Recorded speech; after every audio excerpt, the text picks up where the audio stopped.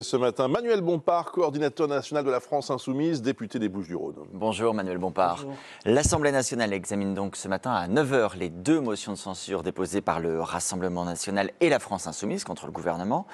Du côté du PS, Olivier Faure appelle ses députés à ne pas voter la censure. Est-ce qu'il y a vraiment un suspense sur le résultat? Est-ce que vous imaginez vraiment le gouvernement tomber ce matin? Je pense que ça fait partie des possibilités. Évidemment, pour l'instant, ça va se jouer sans doute à quelques unités près. Et donc moi, de mon côté, j'appelle l'ensemble des députés à voter aujourd'hui la censure. J'appelle en particulier les députés socialistes à désobéir à la consigne d'Olivier Faure. Je pense que voter la censure ce matin, c'est une question d'abord de dignité. Face à un président de la République qui décide de passer en force en permanence et de continuer à essayer d'imposer sa politique alors que personne n'en veut. Et puis c'est une question de conviction. Et quand on est député de gauche, député élu sous l'étiquette du Nouveau Front Populaire, on ne peut pas accepter un gouvernement qui a l'intention de passer un budget qui est sans doute le budget le plus cruel de ces 30 ou 40 dernières années. Peut-être qu'on va y venir. Vous dites député de gauche, oui. J'insiste sur ce point.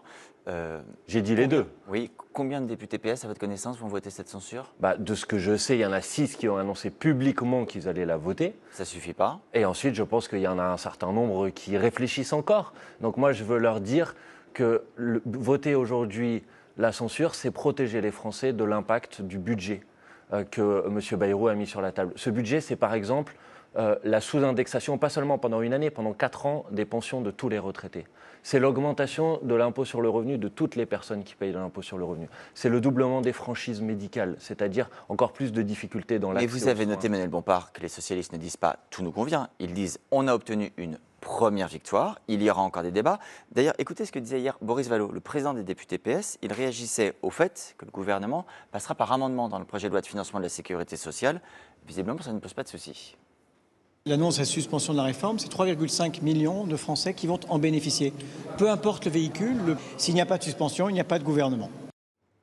Ça, c'est factuellement vrai? La menace est toujours là? Non, ce n'est pas factuellement vrai. D'abord, non, d'abord, il n'y a pas de suspension annoncée de la réforme des retraites. Jusqu'à début 2028. C'est ce qu'on appelle donc un décalage, vous êtes d'accord? C'est-à-dire qu'à partir de 2028, l'âge de départ à la retraite repart jusqu'à 64 ans. Deuxièmement, ce décalage n'est même pas acté. Le gouvernement nous dit on aura l'opportunité ou l'occasion d'en débattre.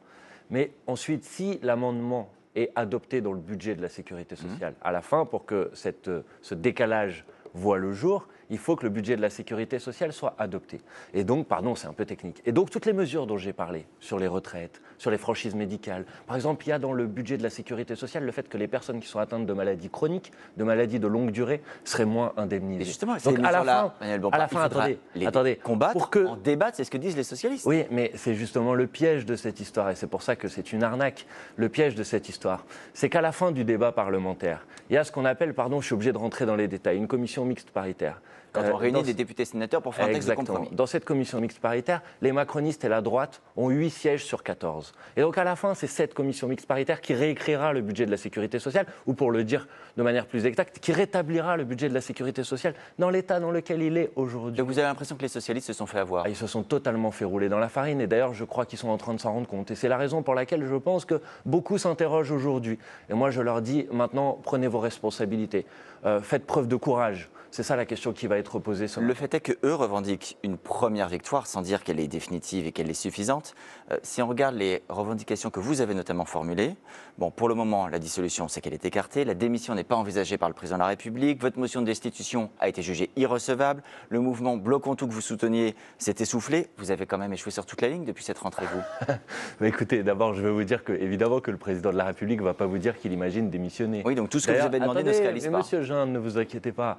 Tout ce que j'ai demandé n'existe pas. Écoutez, l'année dernière, après la dissolution de l'Assemblée nationale, tout le monde nous disait que c'est l'extrême droite qui allait gagner. C'est le Nouveau Front Populaire qui a le plus grand nombre de députés. Ensuite, tout le monde nous a dit « Non, mais le budget de M. Barnier, ou le gouvernement Barnier va rester en place. » Il a été censuré. Ensuite, le gouvernement de M. Bayrou, il a été censuré. Ensuite, le gouvernement de M. Lecornu, il n'a même pas, le premier, il n'a même pas été en capacité de se présenter devant l'Assemblée nationale. Donc, contrairement à ce que vous dites, vous savez, je pense que la France Insoumise, elle a remporté de nombreuses victoires. Et quand l'année dernière, nous avons dit que la solution passait par le départ du président de la République, tout le monde nous disait que nous étions tout seuls. Aujourd'hui, vous avez plus de 70% des Français qui partagent cette revendication. Vous avez même l'ancien Premier ministre de M. Macron, M. Édouard Philippe, qui rejoint aussi cette proposition. Un insoumis. Donc, moi, franchement, être tout seul avec 70% des Français, franchement, ça me va.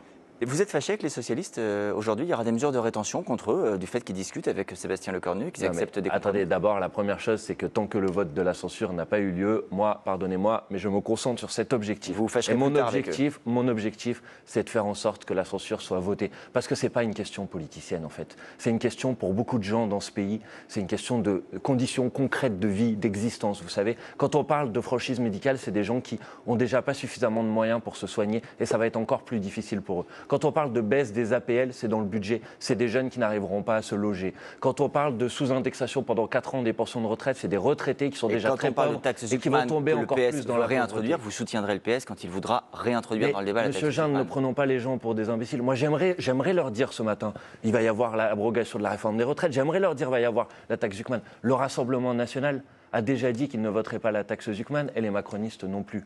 Faites 2 minutes des calculs arithmétiques, numériques à l'Assemblée nationale. Ça passera pas. Il ne non faut pas plus. raconter des histoires aux gens. Vous avez peut-être entendu hier le commissaire européen à l'économie qui dit que la France doit prendre des mesures pour respecter ses engagements budgétaires. Le FMI qui tire la sonnette d'alarme et qui dit qu'il faut se poser la question du niveau des dépenses globales, en particulier des systèmes de financement de notre protection sociale. Tout ça, on l'ignore. On fait comme si ça n'existait pas. Non, on ne l'ignore pas. Mais précisément, d'abord, ce n'est pas au Fonds monétaire international de faire la politique de la France. Et deuxièmement, des budgets qui sont des budgets de coupe massive dans la dépense publique, comme celui qui est mis sur la table aujourd'hui, sont des budgets qui, à la fin, se traduisent par une récession économique. Donc, en fait, ils n'améliorent pas la situation budgétaire, ils l'aggravent.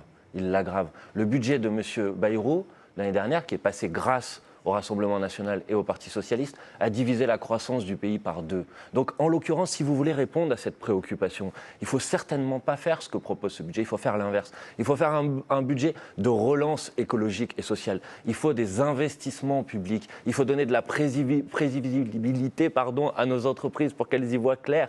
Il faut injecter de l'argent public pour faire tourner la machine économique. Il faut faire l'inverse que ce que propose aujourd'hui ce budget. Et faire plaisir donc au FMI quand même à la fin. Un mot quand même de Je ne sais Gaza. pas, mon objectif, c'est pas de faire plaisir au Ça, on FMI, a compris. c'est de satisfaire les besoins fondamentaux des Françaises et des Français. Un mot du Proche-Orient, avec cette situation toujours à Gaza, Manuel Bompard. Il y a quelques heures, la France a condamné fermement les exécutions sommaires perpétrées ces derniers jours par le Hamas, je cite, déclaration faite après la publication de vidéos de mise à mort de personnes présentées comme des collaborateurs d'Israël.